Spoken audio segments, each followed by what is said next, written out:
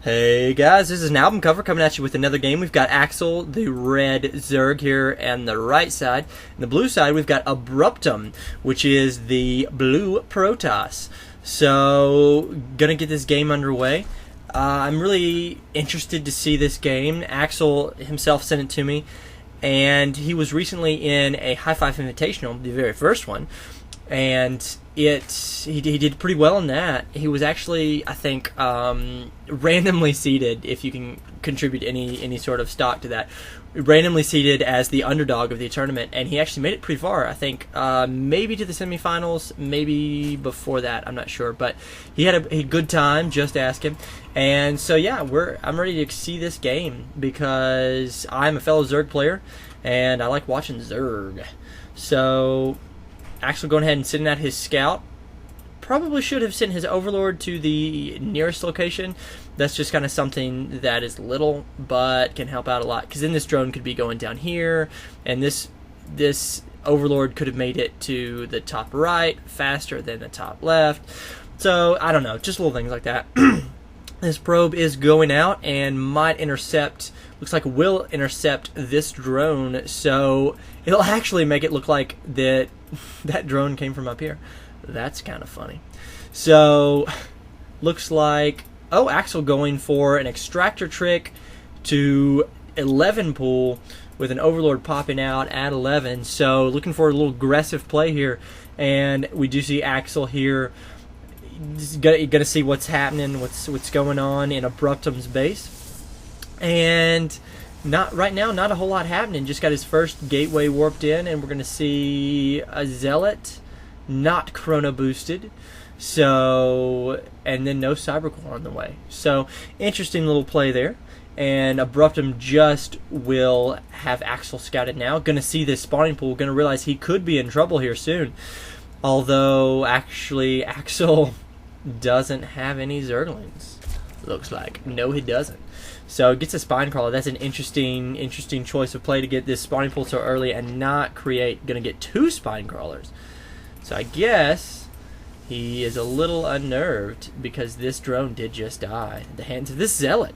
So I guess that just kind of psyched him out, and he's gonna go for defensive now. And what started out being very offensive. Not in a way that you would talk to your best friend if you were angry at them offensive, but in a kind of I'm gonna beat you quickly offensive. So my analogies are just great. So we finally got 6 Zerglings coming out here. Be nice to see a couple of them here at the Xel'Naga Watchtowers. We've got another gateway on the way. So 2 gates so far, and cybernetics core. So possibly could have seen that a little bit earlier, but not going to be too incredibly picky. We do have these 3 zealots not completely blocking off here. Maybe if they move down here and held position, like that a little bit better. These 6 Zerglings got control over this Xel'Naga Watchtower, while this other one is left bare. So that Xel'Naga Watchtower is definitely jealous. Going to be probably thought spreading the creep, but not quite enough energy. Moving these spine crawlers around a little bit. We can see that.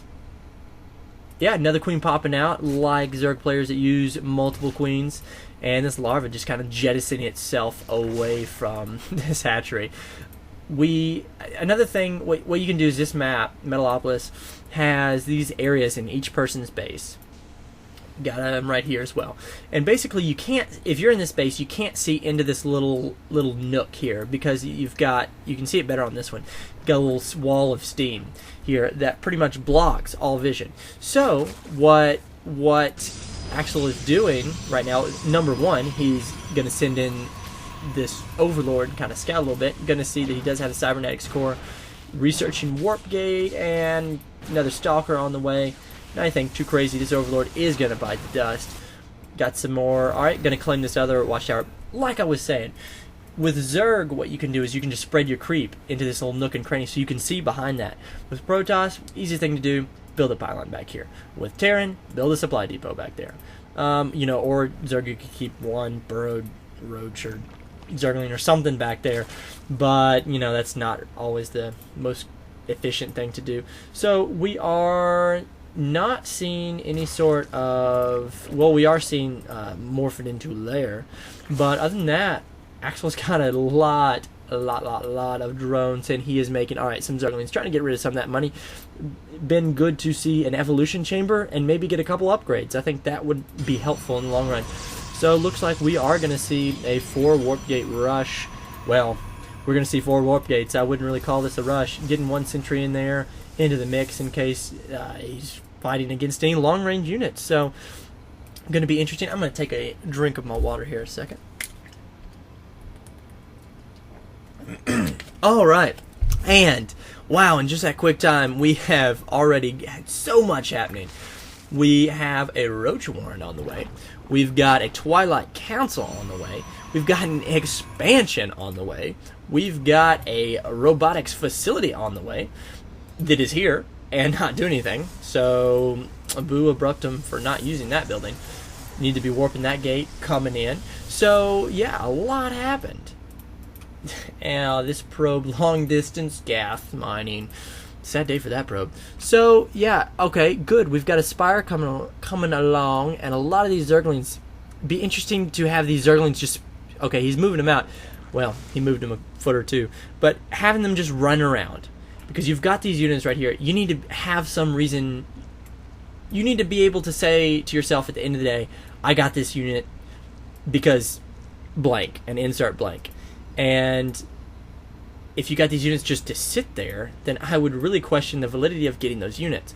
Now, if you got those units to scout around, oh, is he expanding here? What about here? What about here?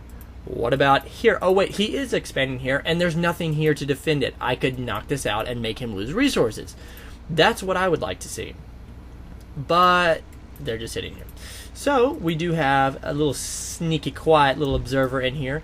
And no overseer, so he is just going to remain unchecked at this time, and also with no, oh, that's kind of cool placement, with no evolution chamber, you can't build spore crawlers, which are detectors as well, and this observer is going to see this hatchery coming up. I feel like this hatchery could have been done a lot sooner, but looks like this overlord does spot this now, and these Zerglings are coming up here and going for the assimilator first. I would have gone for the Nexus and the probes. But this army moving quickly up here. Now, those units are going to run and they're going to die. Now, what I would like to see is his in a small group about that size to attack this. And then, what? I have all these Zerglings. They're going to come in here, come up the front gate. All those Zerglings could have taken out these 2 Zealots and snuck around here and attacked his mineral line. So, yeah, that requires a little bit higher APM, sure. But it also does a lot more damage. And so, you know, I would like to see that, but we can't always get what we like. So, we do see Abruptum going for Blink and a Forge, so he's going to go get some upgrades. Probably, I would say, more than... He might also be getting 1 or 2 cannons to put here, but no pylons yet. Okay, there's a pylon there and there. So, yes, we probably will see cannons going down. So, good for him. Now, we do see these Mutalisks coming around here, and they're swooping from the southwest, and right now Robotics Bay as the Forge gets done, but really didn't have any defenses here. Could warp in, of course, but and they're just sitting here.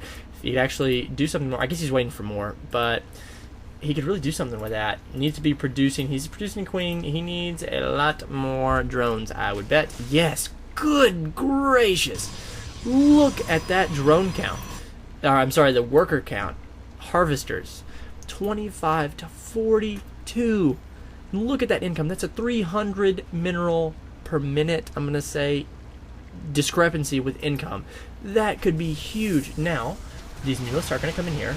I don't know why they're target firing this Robotics Bay.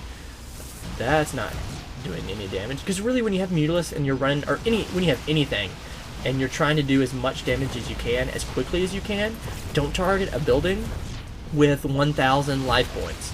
Target these drones that have 40 life points and then run away.